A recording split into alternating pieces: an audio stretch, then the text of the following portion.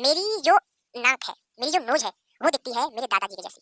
और जो मेरी आंखों का कलर है, जो मेरी आंख है, वो दिखती है मेरे पिताजी के जैसी। तो मेरे अंदर दोनों के लक्षण आए, मेरे दादाजी के भी आए और मेरे पिताजी के भी आए। वो लक्षण मेरे दादाजी के भी आए और मेरे पिताजी के अंदर से भी आए। इसके अंदर मेरे अंदर दो लक्षण आए, कौन कौन से? मेरी आंख जो दिखती है वो मेरे पिताजी के जैसी दिखती है, और जो मेरी नाक दिखती है, मेरी नाक। जैन दोस्तों, आज हम बात करने वाले हैं कक्षा 12 के अध्याय 6 वंशागति का आणविक आधार, जिसको इंग्लिश में हम बोलते हैं मॉलिक्यूलर बेस ऑफ जेनेटिक या फिर इनहेरिटेंस। सबसे पहले हम समझेंगे कि वंशागति क्या होती है।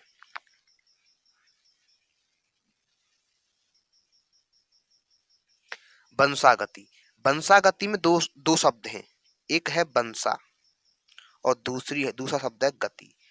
वंशागति, वंश में जिन लक्षणों की गति लगातार रहना, यानी कि एक पीढ़ी से दूसरी पीढ़ी में लक्षणों की जो गति है वो लगातार चलते रहना, या फिर एक लक्षण से दूसरी पीढ़ी में लक्षणों का ट्रांसफर होना कहलाता है वंशागति।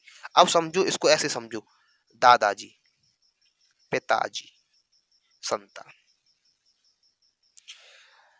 जो लक्षण मेरे दादाजी के अंदर थे उनमें से कुछ लक्षण मेरे पिताजी के अंदर आए, और जो लक्षण मेरे पिताजी और दादाजी के अंदर थे, जो उनमें से कुछ लक्षण मेरे अंदर आए। जैसे सपोज करो, मेरी जो नाक है, मेरी जो नोज है, वो दिखती है मेरे दादाजी के जैसी, और जो मेरी आंखों का कलर है, जो मेरी आंख है, वो दिखती है मेरे पिताजी के जैसी। तो मेरे अंदर दोनों के लक्षण आए, मेरे दादाजी के भी आए और मेरे पिताजी के भी आए। वो लक्षण मेरे दादाजी के भी आए और मेरे पिताजी के अंदर से भी आए। किसके अंदर? मेरे अंदर दो लक्षण आए, कौन कौन से? मेरी आंख जो दिखती है वो मेरे पिताजी के जैसी दिखती है, और जो मेरी नाक दिखती है, मेरी नाक का जो शेप एंड साइज है वो किसके जैसा है? मेरे दादाजी के जैसा है। इन्हीं लक्षणों को कहते हैं हम वंशागति। इन लक्षणों की क्या हो रही है? गति हो रही है एक पीढ़ी से दूसरी पीढ़ी में। मेरे दादाजी के लक्षण मेरे अंदर आए, मेरे पिताजी के भी लक्षण मेरे अंदर आए। अब जो लक्षणों की जो वंशागति, जो लक्षण ट्रांसफर हुआ है, वो कैसे हुआ है, वो उस प्रक्रिया को क्या बोलते हैं? हम उसको बोलते हैं वंशागति। अब वंशागति का आणविक आधार, इसका मतलब क्या है कि मेरे दादाजी की नाक और मेरी मेरी जो आंख है वो मेरे पिताजी से मिलती है, मेरी आंख, और मेरी नाक जो किससे मिलती है? मेरे दादाजी से मिलती है। अब जो लक्षण, जो स्टोरेज थे, जो लक्षण स्टोरेज रख करके रखता है, वो कौन रखता है? वो लक्षणों को स्टोरेज कौन करता है, और लक्षणों को ट्रांसफर कौन करता है? स्टोरेज करता है प्लस ट्रांसफर करता है। वो अणु कौन सा है? उसी अणु के बारे में इस चैप्टर में पढ़ेंगे कि वो अणु कौन सा है। वंशागति का जो आणविक आधार, जो अणु है, वो कौन है जो लक्षणों को एक पीढ़ी से दूसरी पीढ़ी में ट्रांसफर भी कराता है और फिर उनको स्टोरेज भी करके रखता है। स्टोरेज करता है तभी ट्रांसफर कराता है, स्टोरेज करता है फिर ट्रांसफर भी कराता है। उसी के बारे में हम पढ़ेंगे। यही होता है वंशागति का आणविक आधार। इस चैप्टर का जो टाइटल है, जो शीर्षक है, उसका अर्थ है ये, लक्षणों की गति होना, और वो उन लक्षणों को कौन ले जाता है और कौन स्टोरेज करके रखता है। सबसे पहले जिसमें हम पढ़ेंगे इस चैप्टर में, सबसे पहला टॉपिक है हमारा न्यूक्लिक अम्ल, न्यूक्लिक एसिड। न्यूक्लिक एसिड क्या है? यह एक प्रकार का अम्ल होता है, और ये क्या कार्य करता है कि कोशिका के अंदर जितने भी कार्य होते हैं इनको नियंत्रित करता है। जैसे हमारा माइंड है, हमारे अंदर जितने भी कार्य हो रहे हैं वो सभी कौन मैनेज करता है? हमारा माइंड मैनेज करता है, हमारा दिमाग, हमारा ब्रेन मैनेज करता है, हमारी बुद्धि मैनेज करती है। वैसे ही कोशिका के अंदर जितने भी कार्य होते हैं वो कौन मैनेज करता है? न्यूक्लिक अम्ल मैनेज करता है। कौन सी प्रोटीन बननी है, कौन सी प्रोटीन नहीं बननी है, कब तक बननी है, कितनी मात्रा में बननी है, वो सब कौन मैनेज करता है? न्यूक्लिक अम्ल मैनेज करता है। न्यूक्लिक अम्ल कंट्रोल कर सकता है। हम कह सकते हैं कि कोशिका का दिमाग न्यूक्लिक अम्ल होता है। न्यूक्लिक अम्ल क्या होता है? हमारी जो कोशिका है उसका माइंड कौन होता है? न्यूक्लिक अम्ल होता है। जैसे कोशिका के अंदर कोई अंग ठीक तरीके से कार्य नहीं कर रहा है, उसको डाइजेस्ट करना है, उसको किल करना है, कौन मैनेज करेगा? हमारा न्यूक्लिक अम्ल ही मैनेज करेगा। अब जो न्यूक्लिक अम्ल की खोज है वो की थी फ्रेडरिक मिसर ने। किसने की थी? फ्रेडरिक मेसन ने की थी, और जो नाम दिया था न्यूक्लिक अम्ल वो दिया था आल्टमैन ने। हमारा जो न्यूक्लिक अम्ल है वो पॉलीन्यूक्लियोटाइड से मिलकर बना होता है, और पॉलीन्यूक्लियोटाइड किससे मिलकर बने होते हैं? न्यूक्लियोटाइड से मिलकर बने होते हैं। पॉली का मतलब होता है मैनी, बहुत अधिक, ज्यादा, बहुत अधिक न्यूक्लियोटाइड। पॉली का मतलब क्या होता है? अधिक, और न्यूक्लियोटाइड मींस न्यूक्लियोटाइड, बहुत अधिक न्यूक्लियोटाइड मिलकर निर्माण करते हैं किसका? न्यूक्लिक अम्ल का। अब हम बात करते हैं न्यूक्लियोटाइड क्या होता है। एक फॉस्फेट ग्रुप, फॉस्फेट ग्रुप क्या होता है बताऊंगा मैं आपको।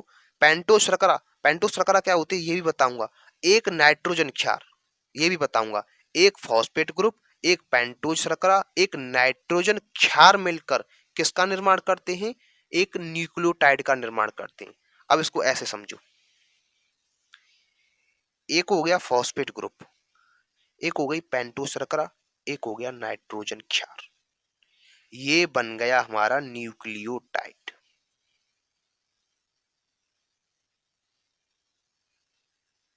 ये क्या बन गया हमारा?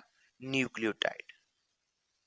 एक फॉस्फेट ग्रुप, एक पेंटोस शर्करा और एक नाइट्रोजन क्षार मिलकर बनाते हैं एक न्यूक्लियोटाइड। ये हो गया हमारा न्यूक्लियोटाइड।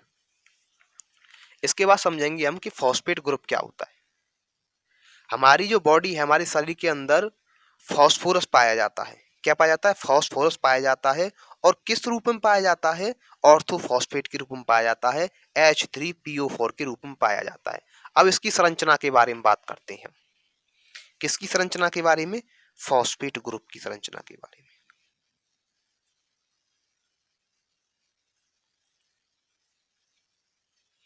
हमारे शरीर में जो फास्फोरस पाया जाता है वो किसके रूप में पाया जाता है?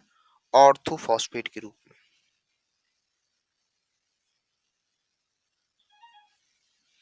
किसके रूप में पाया जाता है? ऑर्थोफॉस्फेट के रूप में पाया जाता है, जिसको हम H3PO4 बोलते हैं। इसका रासायनिक सूत्र क्या है? H3PO4। अगर हम ऑर्थोफॉस्फेट की संरचना के बारे में बात करते हैं तो वो कुछ इस तरीके से होती है। Phosphorus, double bond oxygen, single bond OH, single bond OH और सिंगल बॉन्ड OH। अब गिनो, एक परमाणु किसका है? फास्फोरस का, तो हमने एक हो गया। तीन किस परमाणु किसके हैं? हाइड्रोजन के, तो एक दो तीन, तीन परमाणु हाइड्रोजन के कंप्लीट। चार परमाणु किसके हैं? हमारे ऑक्सीजन के, तो एक दो तीन चार, चार परमाणु ऑक्सीजन के कंप्लीट हो गए। ये संरचना होती है। ये संरचना किसकी होती है? ऑर्थोफॉस्फेट की रूप, ऑर्थोफॉस्फेट की होती है, जो कि हमारे शरीर में पाया जाता है। इसके बाद बात करते हैं हम पेंटोज शर्करा के बारे में। हम इसको पेंटोज क्यों बोलते हैं? हम इसको केवल शर्करा भी तो बोल सकते थे, हम इसको पेंटोज ही क्यों बोलते हैं? क्योंकि इसमें कार्बन की जो संख्या है वो 5 होती है। इसमें 5 कार्बन के परमाणु पाए जाते हैं, इसीलिए हम इसको पेंटोज शर्करा बोलते हैं। क्या बोलते हैं? पेंटोज बोलते हैं। और जो शर्करा है वो एक प्रकार की कार्बोहाइड्रेट होती है, जिसका रासायनिक सूत्र होता है C5H10O5। अब हम बात करते हैं पेंटोज शर्करा के बारे में।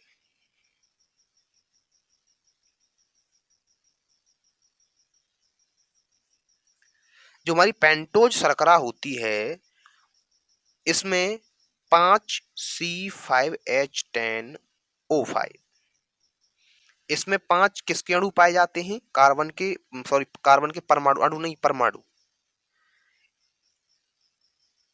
इधर अणु होते हैं, इधर परमाणु होते हैं, इधर अणु होते हैं, इधर परमाणु होते हैं, इसीलिए हम इसको पेंटोज कहते हैं।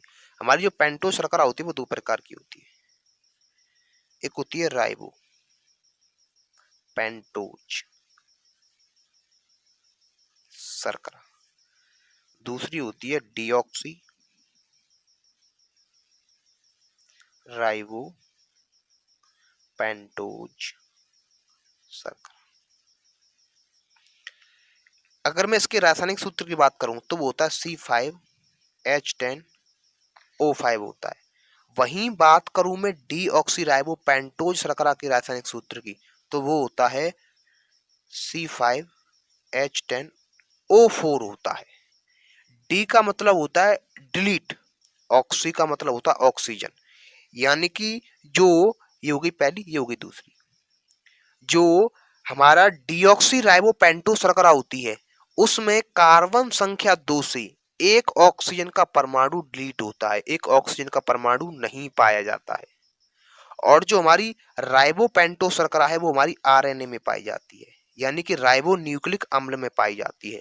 और हमारी जो डीऑक्सी राइबोपेंटो शर्करा है वो डीएनए में पाई जाती है। डीऑक्सी राइबो न्यूक्लिक अम्ल होता है। अब हम इसकी संरचना के बारे में बात करते हैं। सबसे पहले हम बात करेंगे राइबोपेंटो शर्करा की संरचना के बारे में। ध्यान से सीखना, ये बनती कैसी है। ओ सी सी सी सी, अब O H H H O H H O H H C H two O H. अब गिनो, इसमें कार्बन के कितने परमाणु हैं? 5। तो इसमें गिनो कितने हैं? 1 2, इधर से गिनते हैं, 1 2 3 4 5 हो गए कंप्लीट। हाइड्रोजन कितने? 10। 10 गिनो, 1 2 3 4 5 6 7 और 2 9 और 1 10। वहीं गिनो ऑक्सीजन के, 1 1 2 3 4 5 कंप्लीट हो गए। अब आते हैं हम डीऑक्सी राइबोपेंटो शर्करा पे। ओ सी सी सी सी ओ एच एच। अब मैंने आपको बताया था कि कार्बन संख्या 2, एक कार्बन संख्या, दो कार्बन संख्या, कार्बन संख्या 2 पर ऑक्सीजन का एक परमाणु नहीं पाया जाता है, इसीलिए हम इसको क्या बोलते हैं? डीऑक्सीराइबोपेंटो शर्करा बोलते हैं। यहां पर केवल एच होगा, यहां पर ओ एच है, यहां पर केवल एच होगा। O H H H C H two O H. आ गया समझ में इसकी संरचना? ये डीऑक्सीराइबोपेंटो शर्करा की संरचना है जिसमें कार्बन संख्या 2 पर एक ऑक्सीजन का परमाणु नहीं पाया जाता, इसलिए हम इसको डीऑक्सीजन डिलीट ऑक्सीजन बोलते हैं। राइबोपेंटो शर्करा, इसमें इसका जो रासायनिक सूत्र है C5H10O5 होता है, वहीं डीऑक्सीराइबोपेंटो शर्करा का सूत्र C5H10O4 होता है। ये डीएनए में पाई जाती है और ये आरएनए में पाई जाती है। राइबोपेंटो शर्करा आरएनए में पाई जाती है और डीऑक्सीराइबोपेंटो शर्करा हमारी डीएनए में पाई जाती है। ये दोनों की संरचना है। संरचना जिसको हम स्ट्रक्चर बोलते हैं, यह है इनकी स्ट्रक्चर। इसके बाद बात करते हैं हम नाइट्रोजन क्षार के बारे में। किसके बारे में बात करते हैं? नाइट्रोजन क्षार के बारे में बात करते हैं। अब समझोगे नाइट्रोजन क्षार क्या होता है।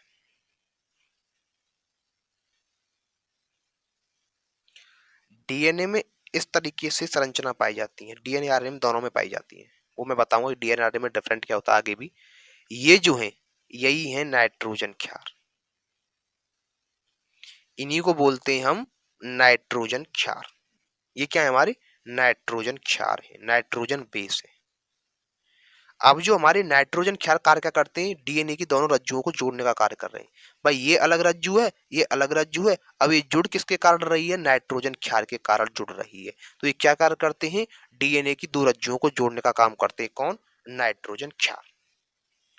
अब जो हमारे नाइट्रोजन क्षार होते हैं वो दो प्रकार के होते हैं।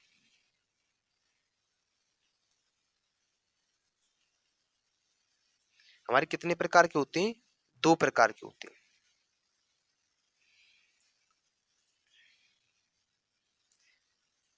ये पहला है, ये दूसरा है। पहला होता है प्यूरीन, दूसरा होता है पिरिमडीन। प्यूरीन और पिरिमडीन। प्यूरीन दो प्रकार का होता है, एडेनिन जिसको हम ए से दर्शाते हैं, और दूसरा होता है ग्वानिन जिसको हम जी से दर्शाते हैं। हमारा पिरिमडीन तीन प्रकार का होता है। पहला होता है थाइमीन जिसको हम टी से दर्शाते हैं। ये क्या है? नाइट्रोजन क्षार है सब। दूसरा होता है साइटोसिन जिसको हम सी से दर्शाते हैं, और तीसरा होता है यूरेसिल जिसको हम यू से दर्शाते हैं। अब बात करते हैं इनकी संरचना के बारे में। नाइट्रोजन क्षार डीएनए की दोनों रज्जुओं को जोड़ने का काम करते हैं। ये दो प्रकार के होते हैं, प्यूरिन और पिरिमिडिन।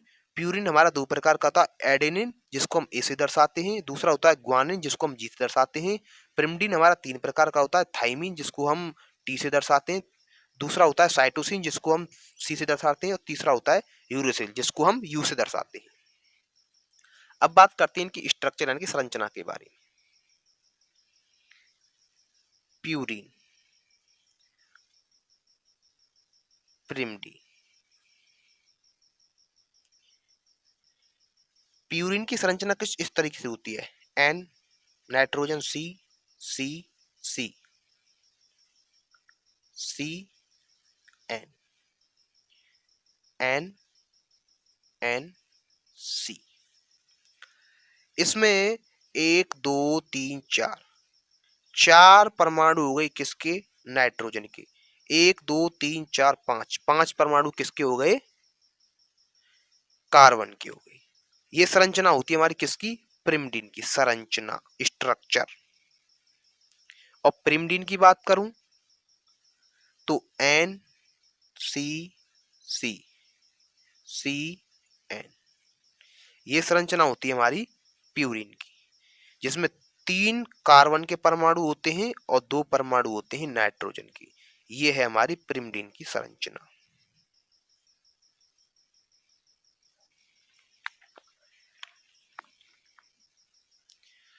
अब बात करते हैं हम बंध के बारे में। हमारा जो न्यूक्लिक अम्ल है,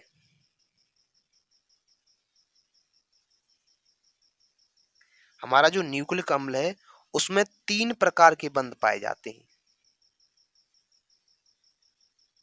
कितने प्रकार के बंध पाए जाते हैं, तीन प्रकार के बंध पाए जाते हैं, जिसमें सबसे पहला बंध होता है फॉस्फो डाई एस्टर। जिसमें पहला कौन सा होता है, फॉस्फो डाई एस्टर बंध। फॉस्फो डाई एस्टर बंध जो होता है वो किन किन के मध्य बनता है, फॉस्फो डाई एस्टर बंध बनता है फॉस्फेट ग्रुप प्लस पेंटोज शर्करा के मध्य। फॉस्फो डाई एस्टर जो बंध होता है वो किस किस के मध्य बनता है, फॉस्फेट ग्रुप और पेंटोज शर्करा के मध्य बनता है। अब ये समझो कि बनता कैसे है, फॉस्फेट ग्रुप पेंटोज शर्करा, फॉस्फेट ग्रुप पेंटोज शर्करा। अब ये जो बंध है, ये बंध, ये बंध, ये बंध, अब ये जो बंध बने हैं इन्हीं बंधों को बोलते हैं हम फॉस्फो डाई एस्टर बंध। इन बंध को क्या बोलते हैं हम, फॉस्फो डाई एस्टर बंध। जो किसके मध्य बनता है, फॉस्फो डाई एस्टर बंध फॉस्फेट ग्रुप और पेंटोज शर्करा के मध्य बनता है। दूसरा बंध होता है हमारा ग्लाइको साइडिक बंध। दूसरा कौन सा बंध होता है, ग्लाइकोसाइडिक बंध। हमारा जो ग्लाइकोसाइडिक बंध होता है वो बनता है हमारा पेंटोज शर्करा प्लस नाइट्रोजन क्षार के मध्य। किसके मध्य बनता है, पेंटोज शर्करा और नाइट्रोजन क्षार के मध्य बनता है हमारा कौन सा बंध, ग्लाइकोसाइडिक बंध। जैसे ये हो गया। अब ये जो वाला बंध है, ये बंध हो गया फॉस्फोडाइएस्टर, ये बंध। अब ये जो बंध है, ये बंध है हमारा ग्लाइकोसाइडिक बंध। मैं यहाँ पे एक बार और बना के दिखाता था।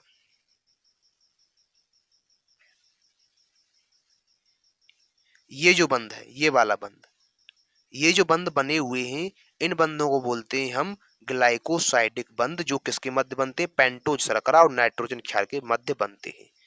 अब हमारा जो तीसरा बंध है उसको बोलते हैं हम हाइड्रोजन बंध।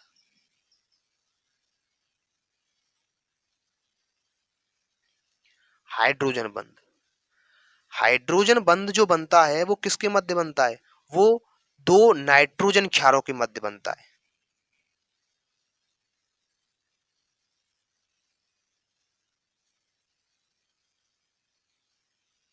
हाइड्रोजन बंध किसके मध्य बनता है, दो नाइट्रोजन क्षारों के मध्य बनता है हमारा हाइड्रोजन बंध। अब बनता कैसे है वो समझो। फॉस्फेट ग्रुप पेंटोज शर्करा, फॉस्फेट ग्रुप पेंटोज शर्करा, फॉस्फेट ग्रुप पेंटोज शर्करा। ये हो गया फॉस्फोडाइएस्टर बंध। अब ATC, ये हो गया हमारा ग्लाइकोसाइडिक बंध। ये फॉस्फोडाइएस्टर, ये ग्लाइकोसाइडिक। इसके बाद हमेशा एक बात याद रखना कि ए जुड़ेगा, एडेनिन जुड़ेगा थाइमिन से और ग्वानिन जुड़ेगा साइटोसिन से। तो ए और टी जो जुड़ते हैं वो जुड़ते हैं द्वि हाइड्रोजन बंध से। कि कौन से बंध से? द्वि हाइड्रोजन बंध से। ए और टी जो जुड़ते हैं वो द्वि हाइड्रोजन बंध से, और सी और जो जी जुड़ेंगे वो जुड़ेंगे त्रिहाइड्रोजन बंध से। तो हाइड्रोजन बंध कितने प्रकार के होते हैं? 2 प्रकार के। द्वि हाइड्रोजन बंध जो कि बनता है ए और टी या फिर टी और ए के मध्य, और दूसरा होता है हमारा त्रिहाइड्रोजन बंध जो बनता है सी और जी या फिर जी और सी के मध्य। तो हाइड्रोजन बंध कितने प्रकार के होते हैं? 2 प्रकार के। हमने क्या क्या पढ़ा? हमने पढ़ लिए न्यूक्लिक एसिड में जो न्यूक्लिक अम्ल है उसमें 3 प्रकार के बंध पाए जाते हैं। फॉस्फोडाइएस्टर जो कि बनता है फॉस्फेट ग्रुप और पेंटोज शर्करा के मध्य। दूसरा होता है ग्लाइकोसाइडिक बंध जो बनता है पेंटोज शर्करा और नाइट्रोजन क्षार के मध्य। तीसरा जो बंध होता है वो होता है हाइड्रोजन बंध जो बनता है 2 नाइट्रोजन क्षारों के मध्य, जो कि 2 प्रकार का होता है। 2 हाइड्रोजन बंध बनता है एडेनिन और थाइमिन के बीच, और त्रिहाइड्रोजन बंध बनता है साइटोसिन और ग्वानिन के बीच। अब हम बात करते हैं न्यूक्लिक अम्ल। हम बात कर चुके हैं कि न्यूक्लिक अम्ल के कंपोनेंट कौन कौन से होते हैं। इसके बाद हम बात करते हैं कि न्यूक्लिक जो एसिड है, न्यूक्लिक अम्ल है, वो 2 प्रकार का होता है। एक होता है डीऑक्सीराइबो न्यूक्लिक अम्ल जिसको हम डीएनए कहते हैं, और दूसरा होता है राइबो न्यूक्लिक अम्ल जिसको हम आरएनए कहते हैं। सबसे पहले हम बात करेंगे डीऑक्सीराइबो न्यूक्लिक अम्ल के बारे में। यह 2 पॉलीन्यूक्लियोटाइड से मिलकर बना होता है। 2 पॉलीन्यूक्लियोटाइड का मतलब होता है इसमें जो न्यूक्लियोटाइड होते हैं, पॉलीन्यूक्लियोटाइड होते हैं, ये एक पॉलीन्यूक्लियोटाइड है, ये दूसरा पॉलीन्यूक्लियोटाइड है। इन पॉलीन्यूक्लियोटाइड की संख्या इसमें 2 होती है। लेकिन वही मैं बात करूं आरएनए की, तो आरएनए में यही पॉलीन्यूक्लियोटाइड की संख्या 1 होती है। ये आरएनए और ये डीएनए।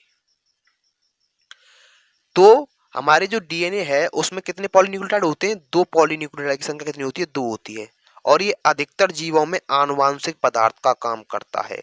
यानी कि जो लक्षण ले जाने का जो आणविक आधार था वो कौन होता है? डीएनए होता है, लगभग 99% जीवों में। और इसमें डीऑक्सीराइबो शर्करा पाई जाती है। मैं बता चुका हूं कि डीऑक्सीराइबो शर्करा क्या होती है।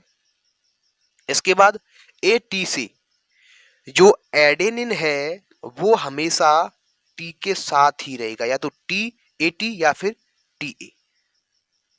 हमेशा कैसे जुड़ेगा?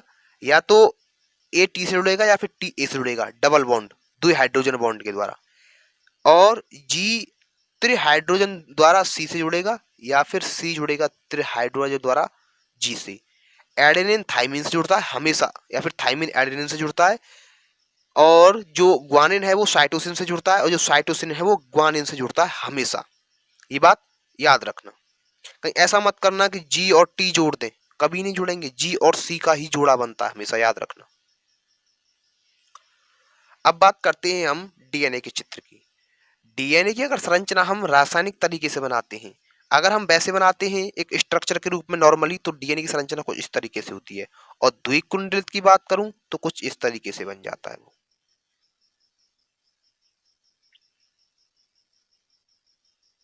ये कुंडलित होता है, ये होता है कुंडलित डीएनए।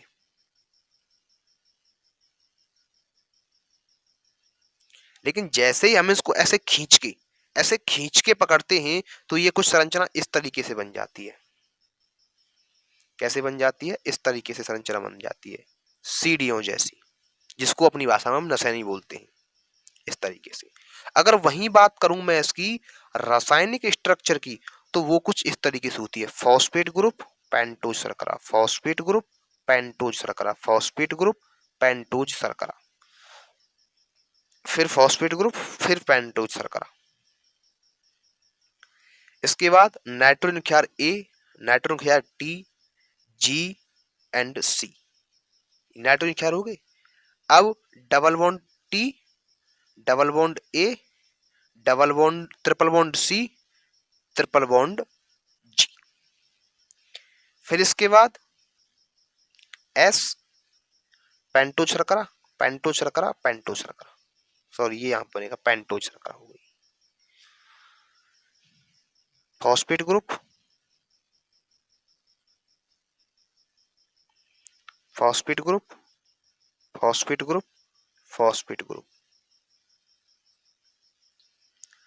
अब ये हो गया एक पॉलीन्यूक्लियोटाइड, सॉरी यहाँ ये हो गया एक पॉलीन्यूक्लियोटाइड और ये हो गया एक पॉलीन्यूक्लियोटाइड। यहाँ से आधे आधे नाइट्रोजन क्षार बढ़ जाएंगे, एक हो गया ये पॉलीन्यूक्लियोटाइड, एक हो गया ये पॉलीन्यूक्लियोटाइड। तो दो पॉलीन्यूक्लियोटाइड हो गई और दो पॉलीन्यूक्लियोटाइड से मिलकर बना होता है कौन, हमारा डीएनए। ये डीएनए की रासायनिक संरचना हो गई, ये डीएनए की नॉर्मल संरचना हो गई। ये हो गया हमारा डीएनए। अब हम बात करते हैं इसके बाद, और एक बात और याद रखना, जो डीएनए पर चार्ज होता है वो कैसा होता है, ऋणात्मक चार्ज होता है, हमेशा याद रखना। डीएनए पर कौन सा चार्ज होता है, ऋणात्मक चार्ज होता है। अब हम बात करते हैं आरएनए यानी कि राइबो न्यूक्लिक अम्ल के बारे में। हमने डीऑक्सी राइबो न्यूक्लिक अम्ल के यानी डीएनए के बारे में बात कर चुके हैं। अब बात करते हैं हम राइबो न्यूक्लिक अम्ल आरएनए के बारे में। यह जो राइबो न्यूक्लिक अम्ल होता है यह अल्प जीवों में आनुवांशिक पदार्थ का काम करता है। अल्प जीव हम किनको कहते हैं, जो आधे जीव और आधे निर्जीव होते हैं। ऐसे कौन होते हैं, वायरस।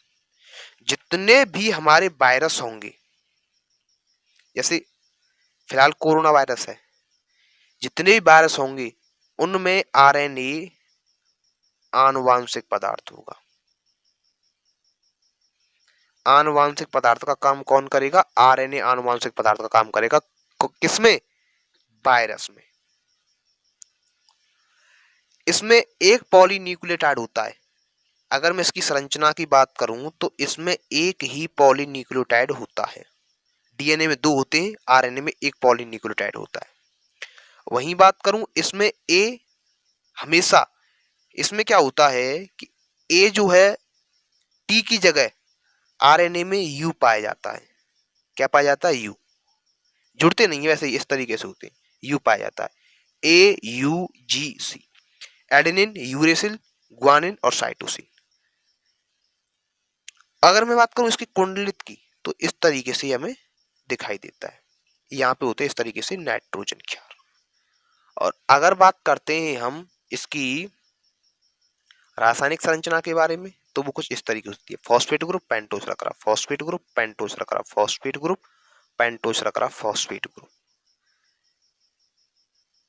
ए जी सी पेंटोज शर्करा यू, ये होती है इसकी, ये हो गया पूरा एक पॉलीन्यूक्लियोटाइड। ये संरचना होती है रासायनिक संरचना किसकी, आरएनए की। अब थोड़ी सी बात, अच्छा देखो, टीएमबी, टीएमबी की फुल में होती है टोबैको मोजेको वायरस, जो कि तंबाकू की पत्ती पर पाया जाता है। टोबैको मोजेक वायरस में जो आनुवांशिक पदार्थ होता है वो क्या होता है, आरएनए होता है। अब हम बात करते हैं इन विधियों के बारे में। ये हमारी चार विधि हैं। कितनी विधि हैं, चार विधि हैं, जिनको हम कहते हैं ब्लॉटिंग। ब्लॉटिंग एक प्रकार की विधि या फिर तकनीक है जिसकी सहायता से हम पता लगाते हैं कि अणु किसका है। जैसे सपोज करो मैंने एक कागज का टुकड़ा यहां से तोड़ा, अब ये कागज का टुकड़ा मैंने तोड़ा, अब इस विधि के द्वारा हम पता लगाएंगे कि ये टुकड़ा कागज का है या फिर किसी और का है। तो इसमें सबसे पहली विधि होती है नॉर्दर्न ब्लॉटिंग। नॉर्दर्न ब्लॉटिंग में हम पता लगाते हैं, अगर हम नॉर्दर्न ब्लॉटिंग से पता लगाते हैं तो हम कौन से अणु का पता लगाते हैं, आरएनए के अणु का पता लगा सकते हैं हम किससे, नॉर्दर्न ब्लॉटिंग से। इनके जो नाम है वो हमने दिशाओं के नाम पे रख दिए, नॉर्थ साइड। सटर्न ब्लॉटिंग से हम किसका पता लगा सकते हैं, डीएनए के अणु का, साउथ साइड है ये। वेस्टर्न ब्लॉटिंग से हम पता लगा सकते हैं प्रोटीन के अणु का, ये वेस्ट साइड है। और ईस्टर्न ब्लॉटिंग से हम पता लगा सकते हैं रूपांतरित प्रोटीन के अणु का। जो प्रोटीन कैसी है, रूपांतरित है, ट्रांसफॉर्मेशन प्रोटीन है, उसका पता लगाते हैं हम ईस्टर्न ब्लॉटिंग से।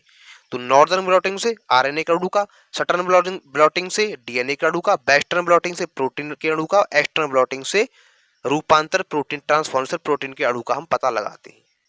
और कल हम पढ़ेंगे कि हम कैसे कह सकते हैं, ये कैसे सिद्ध हुआ कि डीएनए ही आनुवांशिक पदार्थ होता है।